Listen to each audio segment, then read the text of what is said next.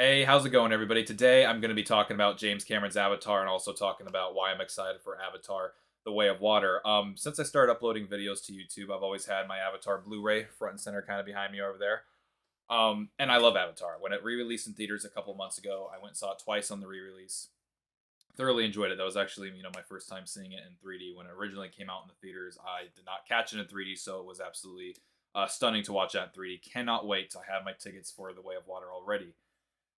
When it comes to Avatar, it generates so much interesting discussion. I feel like so much discussion that a lot of movies don't generate. Like we see a lot of movies these days, whether it's comic book movies, Star Wars movies, really just any sort of big blockbuster these days. It kind of ends with you either liked it or you don't like it. And when we look at like the top 10 box office movies of all time, when you see movies that are like a Jurassic World or like a Star Wars: The Force Awakens, Marvel's Avengers Endgame and stuff, people like to have discussions of those, but the discussion is always so interesting when it becomes about Avatar, because I think what's interesting about Avatar is I think there's a lot of people who are really into film and stuff who maybe they were really young when Avatar first came out, maybe they were born in like 2007 or whatever, so they're sitting there at 15 years old now, and maybe they think it's overhyped, maybe they haven't seen it in theaters, or you have people that are old enough to have seen it in theaters that didn't really care for it, or maybe they did like it, but in subsequent rewatches they thought to themselves, well, it's really not all that special. So you have this movie that's sitting there at number one of all time on the box office list, and I think so many people like to kind of come from all sides, whether they're attacking or defending Avatar. And I feel like the discussion surrounding it is very rarely just about the movie itself. It's always I hear people talk about, oh, Avatar has no pop cultural relevance, which really isn't true. I mean, maybe today it doesn't really necessarily do it, but at the time it did. And I mean, when it first opened, it made like $70 million opening weekend, but it went on to be the biggest grossing movie of all time. It did that because of word of mouth, and it became this pop culture like icon at the time. Like you had to go and see it. People were dressing in blue Navi suits, going to Halloween parties and stuff. A couple years after that, it was huge. Avatar was a huge movie, and at my place of work, we love talking about movies. And a discussion that's kind of come up a lot is around Avatar and the new Avatar movie that's coming out. And I have a friend of mine who hates Avatar. He went and saw the first one in theaters, and he said to me kind of what I hear a lot. He goes, "It looks great. It was a fun theater going experience, but I hate the movie."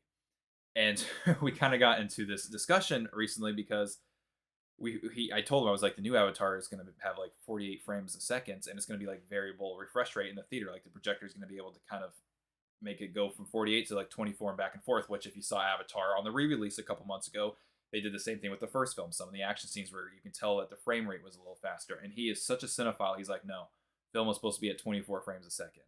And it's just this interesting discussion. So why do I love Avatar? Listen, I didn't always love it.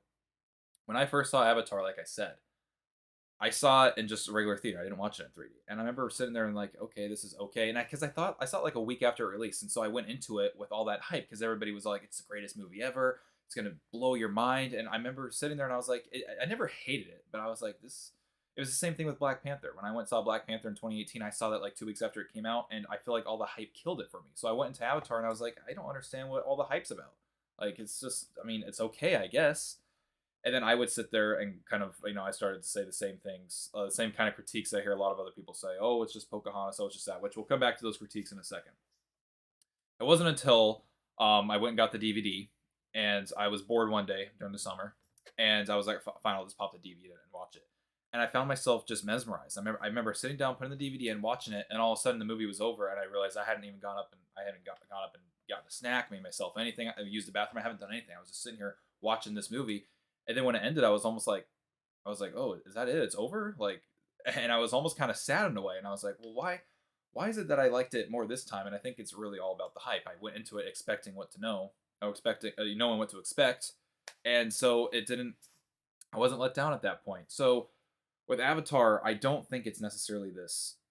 I don't think it's like the most epic movie of all time or anything. I mean, the story is very basic, but people do have those critiques like, oh, it's just Pocahontas' space. It's just Dances with Wolves. It's the whole white savior trope. I mean, I understand those critiques, but what's funny about those critiques, and when I'll kind of come full circle here when it comes to those critiques, is so many people, when talking about Avatar and the critics, they talk about how unoriginal the story is and how unoriginal everything about it is. And I kind of feel like the critiques about Avatar are actually more unoriginal than the plot itself. Because I'm not going to sit here and act like the plot's not Dances with Wolves. I'm not going to act like it's not Ferngully. I mean, it is. All right, but there's a lot of movies out there that when you watch them, there are other movies. Like you look at Joker. I like the new Joker movie. But I mean, it's king of comedy and Taxi Driver. I mean, really, it is. I mean, maybe the young people don't know that, but that's exactly what it is.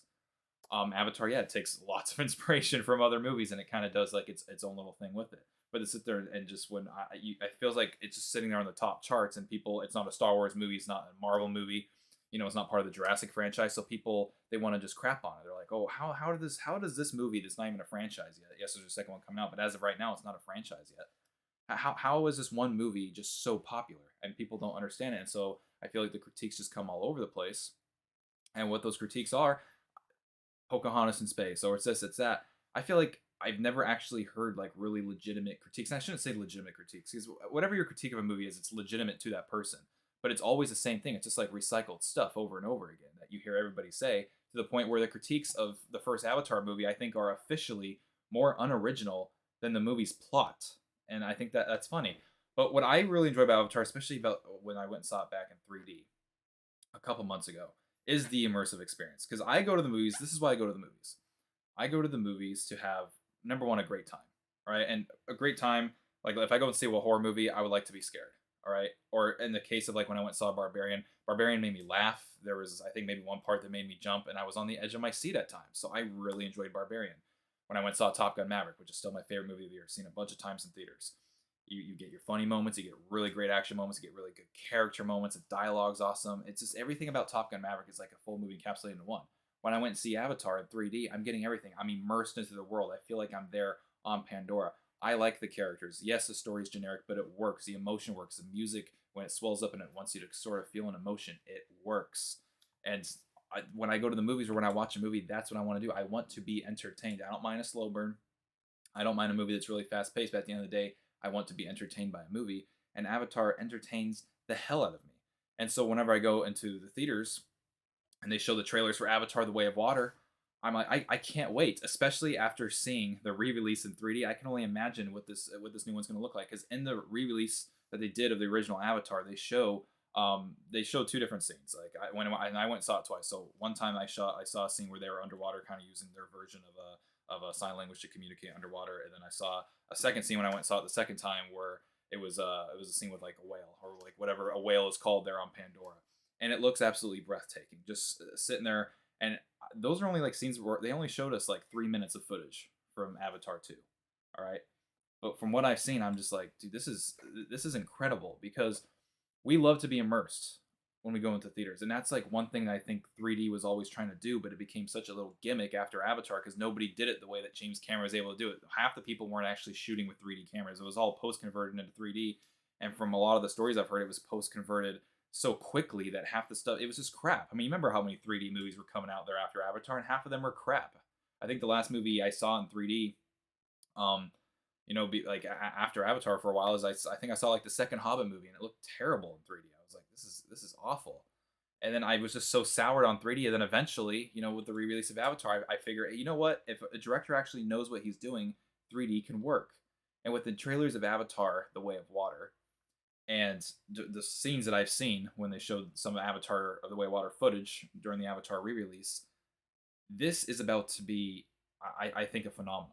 All right, I think so many people out there are thinking that this movie is just going to flop. And I know James Cameron came out and said it's going to have to make $2 billion. I mean, I don't think it necessarily has to make that much money. I think it's running on a $500 million budget. So you times that by two to get your marketing and everything. It's at least probably going to have to make $1 billion, maybe a little over $1 billion just to break even. And that's a lot of money a movie has to make in order just to break even.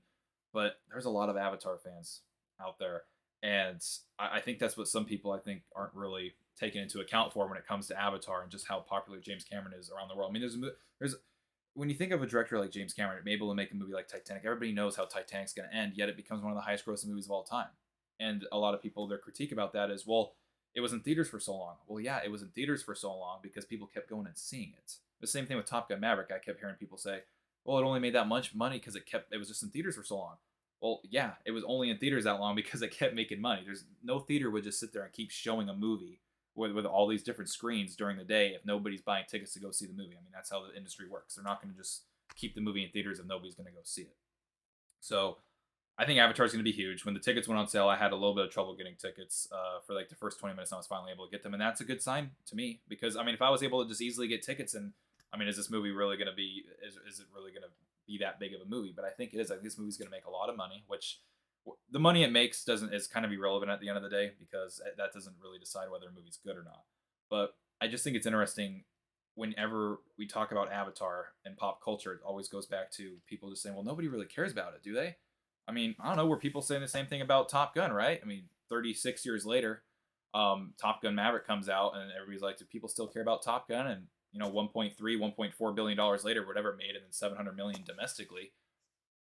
Top Gun Maverick. It's at the end of the day, people will go and see movies that either they looks like it interests them, or with the word of mouth. And Avatar is just a movie that I absolutely love because I love the immersion I get with that experience. I love the world of Pandora, and I love that in these new trailers, we are not seeing too much of the story. I mean, in the most final trailer, we get some little glimpses, but I like that. I know some people are like, well, we don't really know what to expect. I enjoy the hell out of that. Go watch the first Avatar trailer, like the last one they put out before the original Avatar movie came out. That like gave away everything. You watch that trailer now, and you're like, why would you even go to the theater to see that movie? It gives away the entire thing. It's like a 3.5 minute trailer, and everything's in it, and you know what's going to go on. So I'm very excited for Avatar: The Way of Water. And if any of you saw Avatar on the re-release and you stayed through midway through the credits to watch some of the Avatar 2 footage, you know that it's going to look special. And I think this is going to be a special movie. But I enjoy arguing with my friend about it. I mean, I get it. I like the 24 frames. Second thing too, I'm a big fan of film, but I'm not sure. It's kind of like film versus digital. There's so many people out there, like Tarantino, for instance. He's very much into he likes shooting on film, and other people are like, well, they can do film or we can do digital. They just don't really care. Like David Fincher, he's just like, okay, I'll do digital. Some people, and that's just the way it is. It's just going to be an argument that lasts forever. I mean, I personally don't want every movie to be like Gemini Man. I don't need all my movies to be running at 120 frames a second, or then when I get the Blu-ray, it's going to be 60 frames. Like I don't want that for all my movies, but for a movie like Avatar, and you're wearing 3D glasses, it's going to be so much more immersive that way. And James Cameron on it to me, he's never failed to deliver, and that's the other reason I'm excited for Avatar: The Way of Water. I look at all of James Cameron's movies, I guess minus Piranha 2, that I think he only directed for like a week or something before getting fired. They're great. I mean, there's no reason not to look forward to this, and the trailers look amazing.